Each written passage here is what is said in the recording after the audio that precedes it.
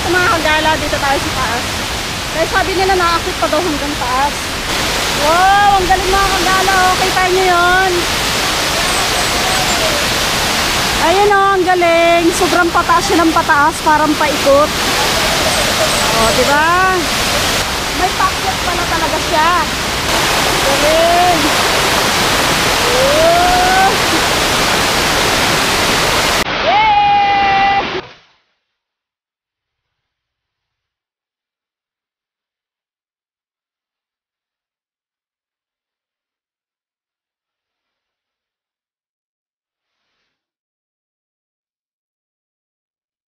Hello mga kagala, welcome back to my YouTube channel. Isa na namang maganda at mapagpalang umaga, tanghali, hapon, o gabi sa inyong lahat dyan mga kagala. Kung kayo man ay ngayon lang mapapadaan sa aking channel, kung saan man kayo abutan, kung saan lugar man kayo naroroon ngayon, hello po sa inyo. Nandito na po kami para sa isang pakay na para igala kayo, maupo lang kayo dyan at magpahinga kung saan man kayo naroroon ngayon, kung saan man kayo abutin makapanood. Ayan, may panibagong lugar tayo at isang barangay na pupuntahan ngayong araw na ito. Pupunta tayo ngayon sa bayan ng Sipukot, Camarines Sur. Dito pa rin mga kagala sa Bicol. Bali, isa lang siyang barangay, Barangay Bicol, pero hindi pa namin yun nararating. Kaya susubukan naming alamin at titingnan ko anong maganda at ipinagmamalaki doon ng aming kaibigan. At tara, samahan nyo kami at ating aalamin at tutuklasin ang panibagong lugar na pupuntahan namin sa bayan ng Sipukot, Barangay Bicol, Camarines Sur. Mamaya update ko kayo para sa aming pupuntahan at para maipakita ko rin sa inyo at ma-share yung aming pupuntahang panibagong falls doon sa Barangay Bicol. Tulad ng sinasabi ko sa inyo palagi, hindi man kayo nakakasama ng ganitong aktual sa paglalakbay namin, sa paglalagalag namin, at least sa mga ganitong paraan ng pagbibideo ay naaaliw din namin kayo. Kaya nandito kami sa Petro Oil sa Barangay Port Junction. Dito namin sila yung hintayin kasi naalala namin magagas nga pala kami. Sa wakas, nandiyan na rin sila.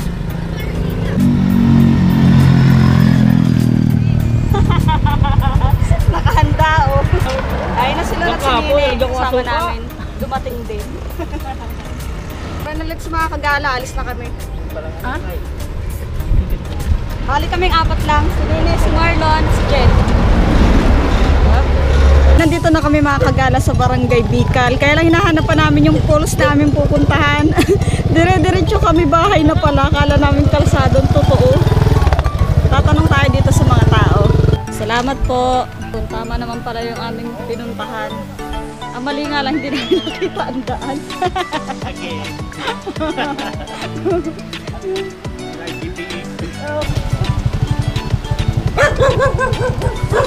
Let's mga kagala, tingnan natin kung ano meron sa loob. Kung ano, pero ano masasabi mo muna ngayon sa ating nangyaring biyahe? Kasi yung kasama namin, takot na takot siya magmotor. Naninigas sa likod. Tara na mga kagala, papasok tayo sa loob. Tingnan natin kung ano meron sa loob. Kaya sabi nga maganda na, saka nakita namin sa picture. Yes, nandito na kami mga kagala. Hahanapin lang namin yung may-ari ng cottage. Bali ito yung loob niya. Ayan, may mga ano rin sila, comfort room. Del Rosario Residence. Siguro yun yung apelyado na may-ari nitong resort na ito mga kagala. Cute naman yan, native na native. Ay malapit lang, bali ano, umpisa ng highway. Parang 1 minute lang, yung papunta dito mismo. Ayan yung mga cottage nyo, mga kagala. Oh, welcome to Bicol Falls! 100 para yung cottage yung mga kagala, tapos yung entrance 50 pesos. Siguro yung 100 pesos na yun, pambuong araw lang. Hindi kasama yung kung anong oras ka, kung mag-overnight, depende. Hintayin lang namin mga kagala yung may-ari. Ayan mga kagala, bali dumating na dito yung nagbabantay ng resort. Hindi namin alam kung siya yung may-ari or caretaker lang siya dito. Tapos ayun, swerte na rin namin kasi kami lang yung nagkataong pumunta dito para maligo, kaya ang saya, solong-solo namin. Tapos bali, binayaran namin yung cottage para sa buong araw, 100 pesos lang. Pero kung mag-overnight ka, siguro mag-a-add ka na lang kung magkano yung hihingi nila sa'yo. Hindi kami sure, hindi ko masyado naintindihan yung sinasabi niya kasi Bicol. Tapos ayun, 50 pesos lang yung entrance niya, tuwang tusawa ka ng maligo. Pwede lang dito mga kagala yung mga bata kung gusto nyo magsama ng bata. Saka malapit lang sa highway, umpisa ng highway, kung papasok dito sa loob ng Barangay Bicol, Siguro mga 2 minutes lang papasok sa loob. Dito na siya sa Corseto. Kaya walang kahirap-hirap ang mga bata kung gusto nyo isama dito. Di ba ang galing? Pero itong lugar na mga kagala, bali itong Bicol ay nasa kupa na ng bayan ng Libmanan, Camarines Sur. Diba? Ayan, dahil kaming 4 lang, tara nang kumain. Nadala kaming kanin. At itong inihaw, yempo. Jollibee yan. Saka Parang nalugi ang Jollibee. adobong chicken, native na chicken. Wow! Tapos nagdala na lang kami ng Palingaran, dito na pagdala. tig-isa kaming rice sa bawat lagayan para hindi na kami magdala ng mga pigyan. Dire-diretso na. Tara, let's mga kagala, kain na tayo. So, may dala pala kaming kape. Yun. Yun. Ilang baso yan? 3. Tatlong para sa ating tatlo yan. Ano? Hindi mo nagkakape si Nini? Oo, kasi Nini nagkakape daw na ang asim. High blood yan, high blood. high blood sa likod mo kanina. Oo. Ramdam ko natin kasi Nini. Lalo pag uubat ka sila, talagang masyara. Hindi nga ako makabirang maigit. Sabi ko si Nini baka mahulog na. Naninigas? Kaya inilagay ko yung sangga eh. Baka ikaw malaglag na naman. Palagay dito! Suka. Sabi ko yun. Ano ito yun? Sorry naman. Salamat dito. Hindi ko kayo bibigyan ng kape. Lalagyan pa ng tuyo.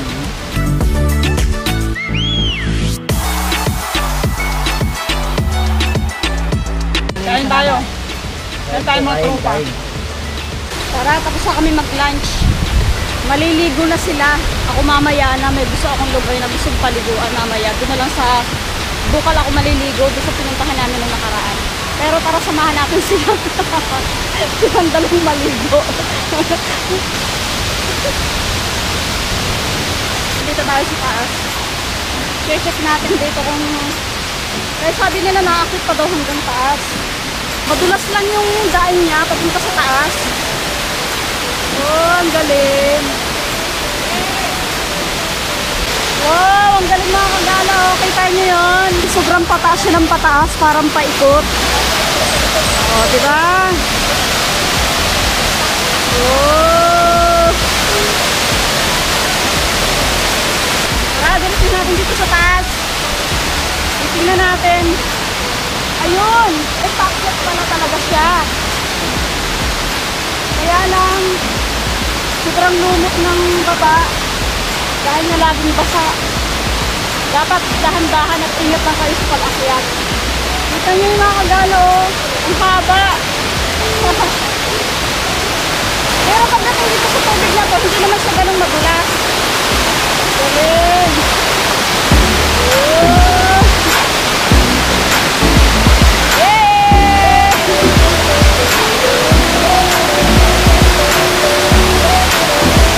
Ang dalawa dun dumadaan. Yung sa kabila, meron din siya. Solid yung lakad namin. Tara na, baba na tayo. Natingnan na natin at napasyalan yung bandang taas. Napakaganda dito mga kagala kung gusto nyo pumunta. Pwede kasi yun nga, hindi naman masyadong malayo yung lakarin papasok dito sa loob. Basta kung magkasama kayo ng mga bata, babantayan nyo lang mabuti. Huwag nyo iwawalay sa mga paningin nyo. Kasi syempre, nandun din yung disgrasya. Hindi may iwasan yun kaya dapat maging maingat sa mga batang bawat isasama ninyo. Parang lupa pero bato siya na puti. Batong puti, parang marmol. Ihintayin lang natin silang medyo magpasawa maligo. Maya-maya na natin aayain. Siya nga lang nakakagala ng ano, kala mo nag-landslide lang na ano, lupa. Pero batuhan siya parang marmol. Galing. Dapit daw sabi nila. Ano yung dapit niya? Paliwanag ko sa kanila. Yung dati, yung para siyang lahok ang lupa at saka bato. Yun. 50% na lupa, 50% na bato. Para Pala yun. Pahinga lang muna kami. Kamo ba magkaroon ka na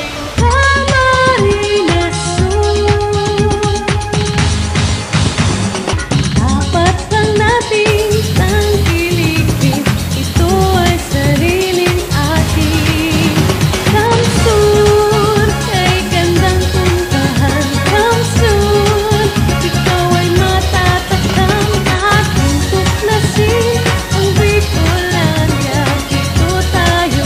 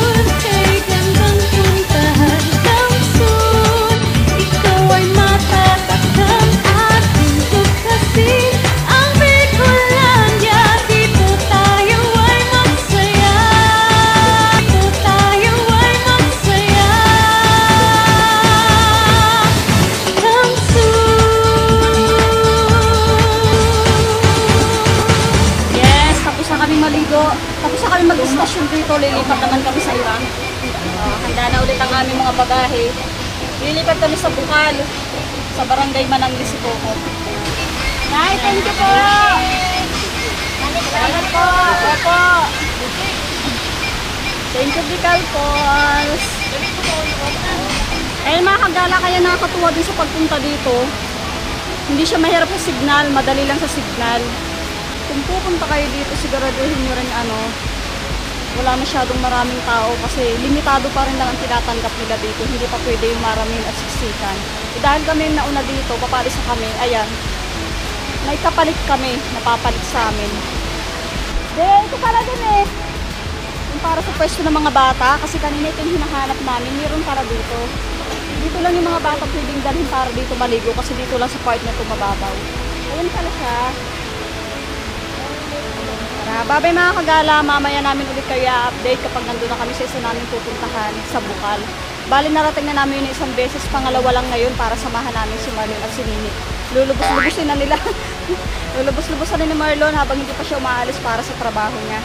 Saka si Nini, bihira din lang magbino. Yes, nandito na kami mga kagala sa Barangay Manangli naman. Papunta kami sa Bukal at saka doon sa irrigation nila. Para marating ng dalawa namin kasamang turista. Dito na lang namin iwan yung motor namin kasi pagdating doon masyado na madulas ang daan. Baka kami magbilim-bilintungan. Safe naman iwan dito ang mga motor, mababait ng mga tao dito. Lalakad tayo ng mga hanggang 30 minutes. Mini irrigation nila ang tawag dito. Pero tatawid kami dito sa kabila. Pupunta kami dun sa Bukal. Makinisiraan po, sabi po.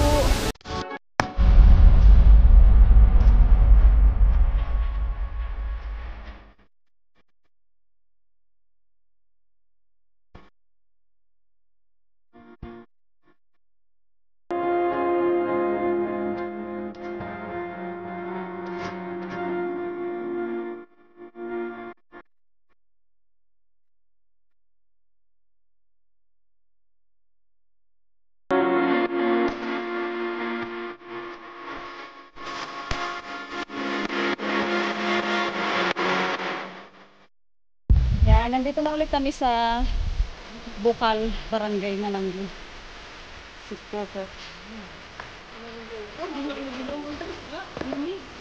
Ayan yung daming isda.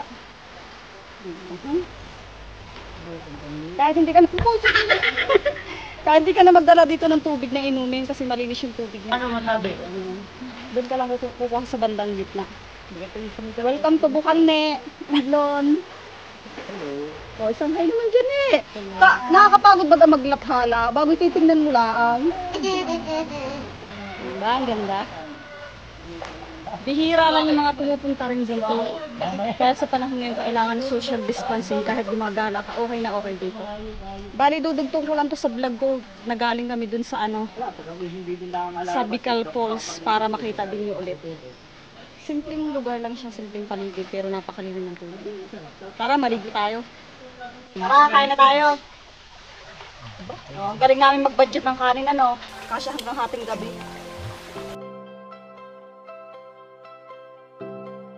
Tapos na kami kumain. Itong kay nagandahan dito sa Bukal na ito. Pwede kang dito kumuha ng tubig na inumin. Ayan Napakalino ng tubig. Talo ang absolute. Oh no! Joke lang. Gagalitin ang absolute. Hindi nga. Seryoso, maligo dito ang tubig sa malamig. Kahit hindi ka magdala ng tubig. Walang problema. Absolute. Kasi din kinukuha namin yung tubig sa Bukal na yun. Ganda. Yung dinaanan namin kanina irrigation, dito daw nag-uumpisa ang tubig nun. Ang galing ang lawak, tapos dito galing. Dito lang sa Bukal na to. Nanggagaling lahat. Dito rin kami nakakita ng Amerikanong kalabaw. Ayan Wow! Meron tayo niyan. Kahit naman nandun yung kalabaw sa baba, hindi naman tutulak yung tubig yung papunta dito. Patulak pa rin palayo. Okay. Tara na, pauwi na kami. Siguro mga 1 oras lang kami dun sa sa Bukal. Okay na yun kasi may mga maliligo. Sila naman yung aming pagbibigyan na makapaligo. Kasi tulad din namin, meron yung mga taga rito sadyang may kasamang ibang tao na ngayon din lang maliligo. Kaya ayun, umahon na kami. Dito na nagtatapos ang aking vlog for today mga kagala, para sa aming lakad sa papuntang barangay Bicol Falls. Tapos sinaglit naming puntahan din itong bukal dito sa barangay Manangli para makita ninyo. Maraming salamat mga kagala sa lagi niyong panonood ng aking munting vlog. Kung nagustuhan naman po ang inyong napanood ngayon, please like and subscribe my channel para lagi po kayong updated sa mga susunod pa mga gala ko. Maraming salamat mga kagala. Hanggang sa susunod na gala ulit. Bye!